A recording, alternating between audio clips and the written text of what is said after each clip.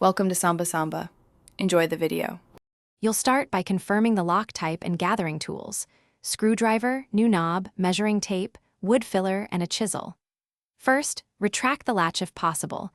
Use the key or interior release so the latch is flush. Once done, remove the visible screws on the interior knob plate while supporting the exterior knob. This prevents the spindle from falling into the door. Make sure to note the orientation of the latch and strike plate so you can match it later when installing the new set. With the old hardware out, test the new latch by inserting it into the edge of the door and operating it to confirm the beveled side faces the strike. If the faceplate needs shaving, chisel just enough to sit flush. Insert the latch and tighten screws evenly, but don't overdrive them.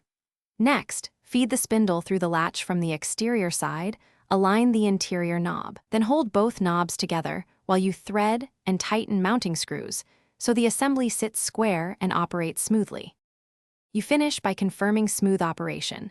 Turn the knob and ensure the latch retracts fully and that the deadbolt, if present, extends without binding. If the latch scrapes the strike, slightly file or reposition the strike plate and test again. Small adjustments solve most alignment problems. Once aligned, tighten all screws and verify there's no wobble. If the knob still binds, loosen mounting screws, realign, and retighten. Troubleshoot tip: if the spindle slips, replace with the correct length spindle. Misfit spindles cause most failures. Thanks for watching. Consider subscribing if we helped you.